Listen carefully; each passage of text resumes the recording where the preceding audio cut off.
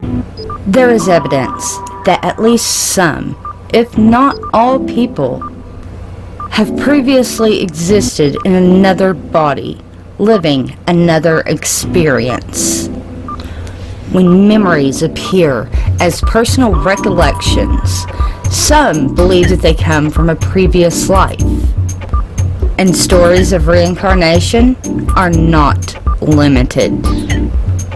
Whether it be geographically or culturally, they seem to appear in all corners of the globe and among all people and cultures. There is, of course, more to reincarnation than memories. For reincarnation to actually have taken place, the consciousness of another person must have also entered the body of the person experiencing the memories. This is known as the transmigration of the spirit or soul. It is something that's said to have occurred in the womb, either at conception or shortly thereafter. Buddhist teachings, for example, teach us that the human soul doesn't always reincarnate here on Earth, or in a human form. Or it may not reincarnate at all. It may evolve to the spirit realm, only to return to finish a task that it was cut short of in a previous life. But what concerns us here is the possibility that reincarnation could truly occur. Can the consciousness of a living person who has died live once again in another person?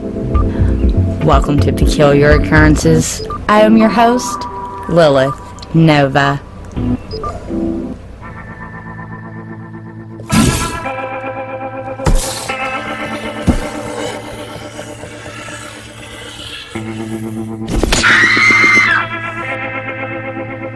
In his book, The Power Within, British psychiatrist Alexander Cannon wrote that the evidence on this score is too high to deny.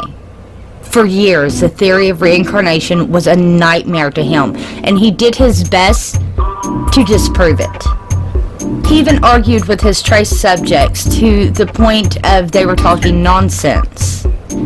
Yet year after year, patient after patient told him the same story, with certain, different variables per lifetime, but still the same occurrence seemed to be happening from different people from all walks of life. And now over 1,000 cases have been investigated, and he has to admit, reincarnation just may be a very real thing. Variations and variables in reincarnation type experiences. Perhaps one of the main variables is the age of the person who may have a reincarnation experience. Most of the ones who do are usually children between the ages of 2 and 6. Unfortunately, by the age of 8, most people's experiences tend to fade and completely vanish from memory. The manner in which the reincarnation may have died is yet another variable. Like those who experienced a violent death seem to reincarnate way more than people who died of a natural death. Reincarnation stories also tend to be clear and distinct in children, where in adults they seem to be indistinct, appearing as vague hunches and impressions. The more widespread thing among reincarnation is the feeling of deja vu, the feeling of experiencing something or seeing something before that you're just now experiencing or seeing for the first time. Whether reincarnation stories provide verifiable information, evidence, or proof about places, people, and events has been tested in references to eyewitness accounts and births and residence certificates. The accounts actually oftentimes end up being corroborated by eyewitnesses or these certificates or other documents. Sometimes even minute-to-minute detail can correspond to certain events or people that actually happened or actually lived. Vivid reincarnation stories are accompanied by corresponding patterns of behavior. Behavior suggestive of the reincarnation personality even tends to appear even when the reincarnation personality was of an opposite sex or generation. As in, a young child may end up developing the morals and behaviors of an elderly person of the opposite sex. The pioneering research on recent reincarnation stories is the work of Ian Stevenson, a Canadian-American psychiatrist who worked at the University of Virginia School of Medicine. For more than 4 decades, Ian Stevenson studied the occurrences of reincarnation. Stevenson actually investigated the reincarnation experiences of thousands of children, both in the West and in the East. A lot of the experiences documented by Ian Stevenson from these children have been proven to be the actual experiences of other people who once lived before them, and whose death matched the impressions given by the child. Sometimes the child would even carry a birthmark that correlated with the death of the person previous to them, such as an indentation or a discoloration in a spot of the body where previously the person said they had been shot, or malformation on a hand or foot that the person previously had lost.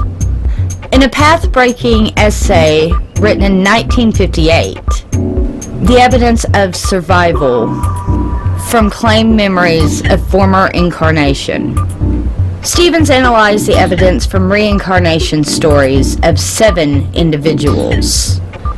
These past life cases actually turned out to be verifiable. Now let's go over a few. Reincarnation story number 1. The case of Mei Ting on Mayo. A case reported by Stevenson of a Burmese girl named Mei Ting on Mayo. She claimed to be the reincarnation of a Japanese soldier killed during World War II, which is peculiar within itself. Because in 1942, Burma was under Japanese occupation. The Allies regularly bombed the Japanese supply line, especially the railroad. The village of Nathal was no exception, being close to the important railway station at Pang. Regular attacks made life very hard for the villagers, who were just trying their best to survive. Indeed, survival meant getting along with the Japanese occupiers. For villager Dal 18, the person who would soon become Mei Ting Ong's mother, this meant regularly discussing Burmese and Japanese dishes with the stocky, regularly bare-chested Japanese cook who was stationed in the village. Unknown to Mei's mother, the cook actually ended up dying during a Japanese air raid when a stray bullet hit him while he was running for cover. The war ended and life returned to a semblance of normality. In early 1953, Doll found herself pregnant with her 4th child. The pregnancy was absolutely normal, all except for these strange dreams that her mother had of her being followed around by that Japanese cook that she had long lost contact with, and he kept telling her, "I'm coming to stay with you." On December 26, 1953, Doll gave birth to a daughter and called her Mei Ting Ong Mayo.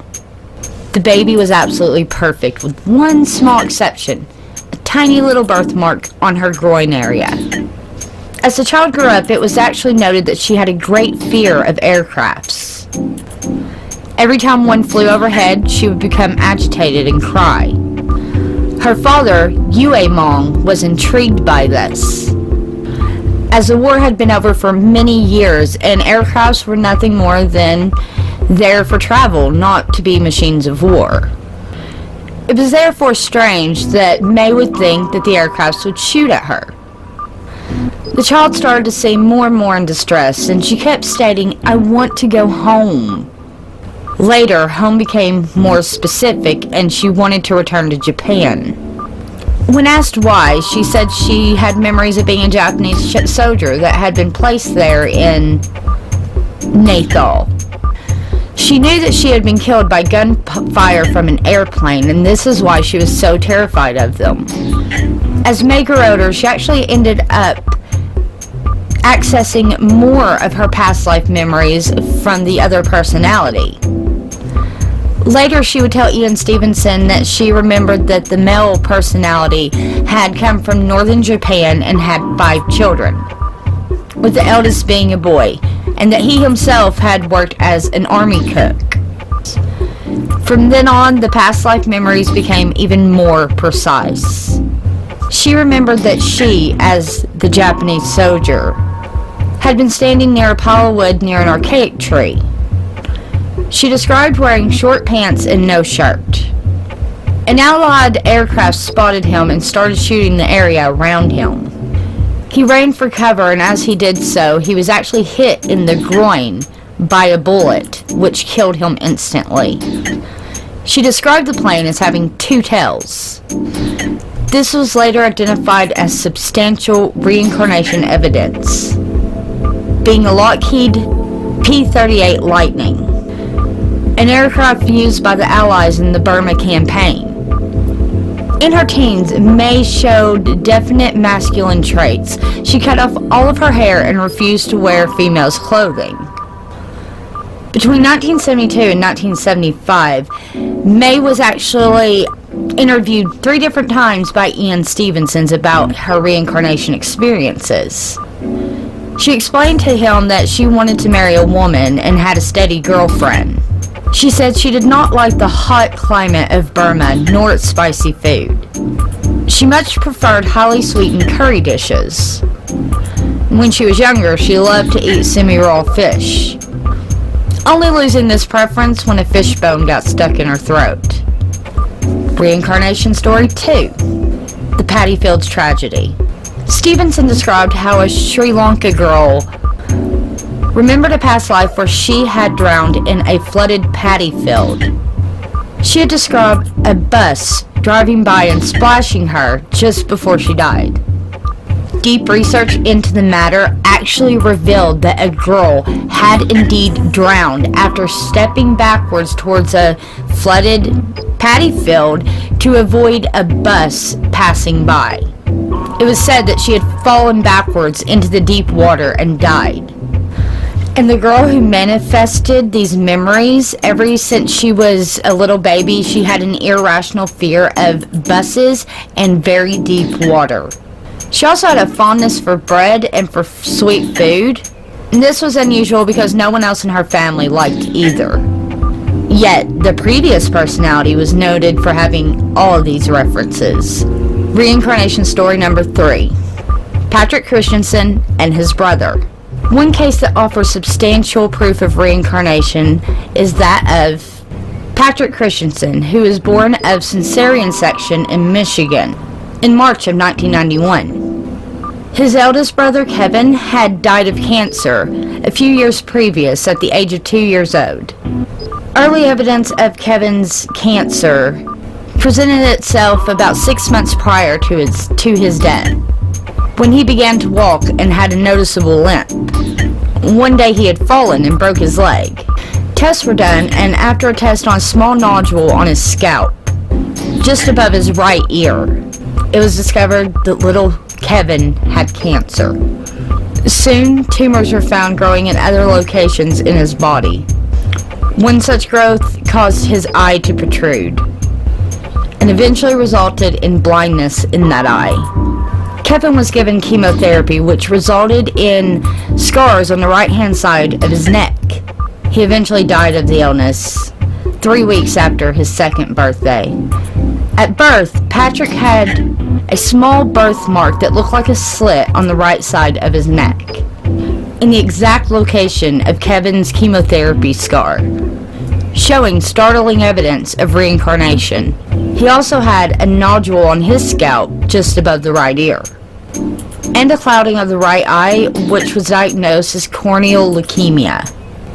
And when he began to walk, it was also with a distinct limp. Again, the previous personality was noted for having all of these references. Reincarnation Story number 4. Patrick Christensen and his brother. One case that offers substantial proof of reincarnation is that of Patrick Christensen, who was born of cesarean section in Michigan in March of 1991. His eldest brother, Kevin, had died of cancer a few years previous at the age of 2 years old. One day he had fallen and broke his leg. offering further proof of reincarnation. When he was almost 4.5 years old, he told his mother he wanted to go back to his old orange and brown house. This was the exact coloring of the house the family had lived in 1979 when Kevin was still alive.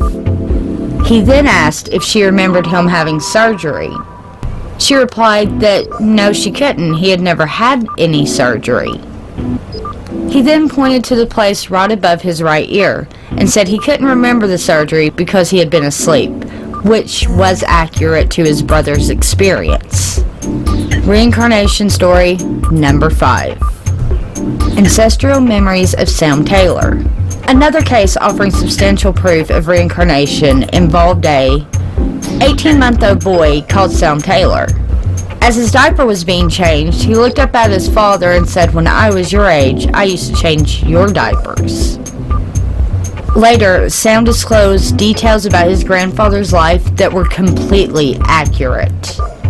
He said that his grandfather's sister had been murdered, which was something the family never talked about, and that his grandmother used to make him milkshakes using a processor. Sam's parents were adamant that none of these subjects had been talked about in Sam's presence. When the boy was 4 years old, Sam was shown a line of old family pictures, and in each one he would point out the grandfather and exclaim, "That's me!" In an attempt to trick him, his mother grabbed a very old picture of the grandfather as a child. The picture had several children in it, and once again he pointed right at the grandfather and said, "That's me!" Very strange. Once again, he was right. Now, on a personal note, guys, my eldest daughter, when she was a toddler and just started talking and stuff, and I would go to tell her goodnight and stuff, she would tell me that she was my mommy. And she used to say this all the time, but, you know, my mom was still alive. And one day, when I was putting her to bed, I said, "Sweetie, why are you saying that you're my mommy? I'm your mommy." And she goes, "No, I was your mommy and you were my baby, but then we died, and now I'm your baby." How freaking weird is that? That always stayed with me. I mean, she was like 3 years old, 3 or 4 years old. She was super young. And this coming from someone who shouldn't even understand the concept of death, but seemingly she somewhat did. So yeah, there's my own personal experience and note on reincarnation. I personally think reincarnation is real. That's one of the things I personally like to subscribe to. Okay, but moving on. Reincarnation type experiences can be very vivid and convincing to the point that it really makes you think that this person has experienced a life previously to this one. So what do you think about this peculiar occurrence? Do you think that reincarnation could be a very real thing? Have you ever heard of the work of Ian Stevenson? Have you had any personal reincarnation experiences yourself? Let me know down below. As well, a little side note, and if you guys would like me to maybe make a video on how to do it, perhaps I could. When I was younger, I did study reincarnation and how to take someone through a reincarnation experience, and I have done this to dozens of people, as far as I know, successfully. Either that or they were extremely messing with me. So yeah, if you guys would be interested in something like that, let me know down below.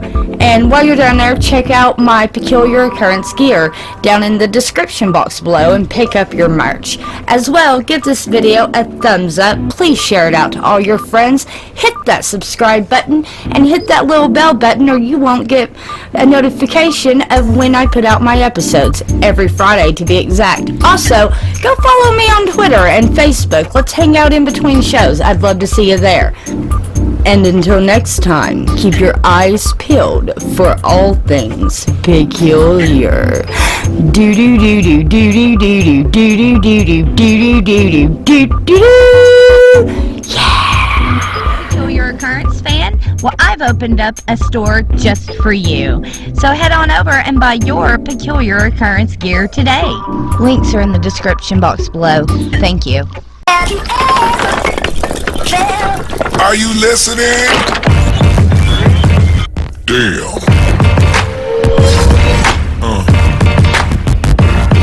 Yeah.